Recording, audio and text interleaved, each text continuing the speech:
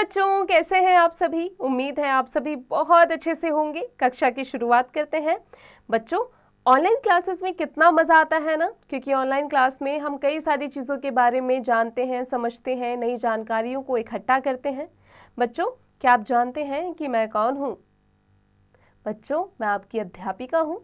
मेरा नाम है मनीषा और आज का पाठ है भाषा और व्याकरण, यानी लैंग्वेज एंड ग्रामर। भाषा देखिए, पढ़िए और समझिए। समय का बहुत महत्व है, हमें समय का सदुपयोग करना चाहिए। ऊपर दिए गए चित्रों में पहला चित्र पुस्तकालय का है। इसमें सभी विद्यार्थी पुस्तकें पढ़कर बातों को समझते हैं। यहाँ सब शांत रहते हैं। अगर किसी को दूसरे से कुछ कहना है तो वह संकेतों से बात करता है। दूसरे चित्र में प्रधानाचार्य जी बच्चों को बोलकर समय के महत्व को समझा रहे हैं।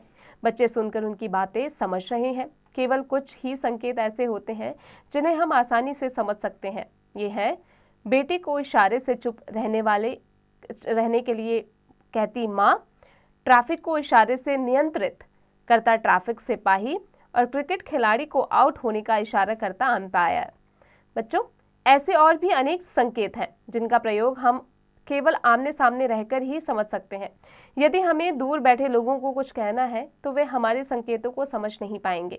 दूर बैठे लोगों को कुछ कहने के लिए अन्य साधनों की आवश्यकता होती है, इसलिए भाषा बनाई गई है।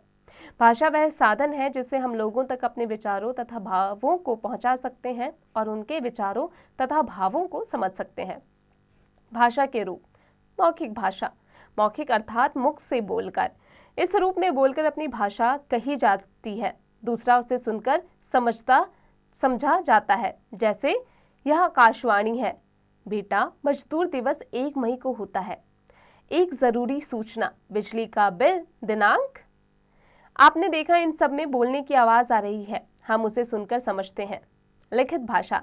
लिखित अर्थात लिखकर। यह भाषा का दूसरा रूप है। इसमें लिखकर अपनी बात दूसरों तक पहुंचाई जाती है। दूसरा उसे समझकर समझता है। जैसे पत्र, पुस्तक, समाचार पत्र। आप देख रहे हैं, इन सब में बातें लिखी हैं, हम उन्हें पढ़कर समझते हैं। अन्य भाषाएं।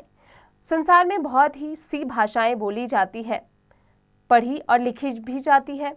सभी देशों की अपनी अपनी भाषाएं हैं। जैसे फ्रांस में फ्रेंच, जर्मनी में जर्मन, जापान में जापानी, चीन में चाइनीज आदि भाषाएं बोली जाती है। इस प्रकार भारत की राजभाषा तथा राष्ट्रभाषा दोनों हिंदी है। यहाँ अधिकांश लोग हिंदी भाषा का ही प्रयोग करते हैं। अंग्रेजी अंतर्राष्ट्रीय भाषा है। लिपि। भाषा को लिखने के लिए निर्धारित किए गए चिन्हों को लिपि कहा जाता है। हिंदी और गुजराती भाषा देवनागरी लिपि में, पंजाबी तथा गुरुमुखी लिपि में, अंग्रेजी भाषा रोमन लिपि में, बांग्ला भाषा बंगाली लिपि में तथा उर्दू भाषा फारसी लिपि में लिखी जाती है। ब्रह्मी लिपि भारतीय उपमहाद्वीप तथा मध्य एशिया की प्राचीनतम लिपियों में से एक है। व्याकरण। भाषा को शुद्ध रूप से लिखना, पढ़ना, बोलना सिखाने वाला शास्त्र व्याकरण कहलाता है। देखिए, पढ़िए और समझिए। नेताजी भाषण दे रहे हैं। साइना नेहवाल खेल रहा है। मेरे को अपनी माँ के साथ जाना है। ऊपर दिए गए तीनों वाक्य गलत हैं। नेताजी भाषण दे रही है, गलत वाक्य है। नेताजी एक पुरुष है, इसलिए शुद्ध वाक्य होगा नेताजी भाषण दे रहे हैं। दूसरे वाक्य में साइना नेहवाल एक लड़की है, इसलिए शुद्ध वाक्य होगा साइना नेहवाल खेल रही है। तीसरे वाक्य में मेरे को और अपनी शब्दों का प्रयोग गलत हुआ है, इसलिए शुद्ध वाक्य क्या होगा? मुझे माँ के साथ जाना है। वाक्य के शुद्ध अथवा अशुद्ध होने का पता कैसे चलता है? इसका पता हमें व्याकरण से चलता है। हर भाषा को सही ढंग से बोलने तथा लिखने के लिए कुछ नियम होते हैं। इन नियमों से हम भाषा को शुद्ध रूप में लिखना, पढ़ना तथा बोलना सीखते हैं। ये नियम एक क्रम में होते हैं। नियम का सही क्रम व्याकरण कहलाता है। भाषा के शुद्ध रूप का ज्ञान कराने वाला शास्त्र व्याकरण कहलाता है। मुख्य बातें। अपने मन की बात दूसरों तक पहुंचाने तथा दूसरों के मन की बात समझने का ढंग भाषा कहलाता है। भाषा के 2 रूप होते हैं, मौखिक और लिखित। भारत की राजभाषा तथा राष्ट्रभाषा हिंदी है।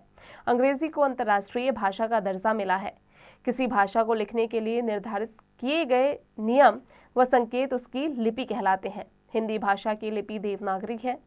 भाषा के शुद्ध रूप का ज्ञान कराने वाला शास्त्र व्याकरण कहलाता है। अब आते हैं अभ्यास पर। मौखिक प्रश्न। निम्नलिखित प्रश्नों के उत्तर बताइए। बच्चों, पाठ की सहायता से इसका अभ्यास स्वयं कीजिएगा।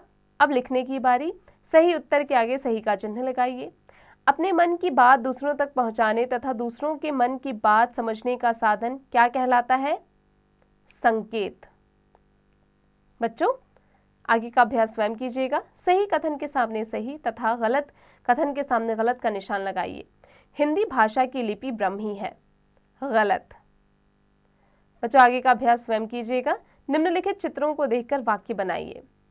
बच्चों, आपको चित्रों को देख करके वाक्य बनाना है। इसका अभ्यास स्वयं कीजिएगा। क्रियात्मक कार्य।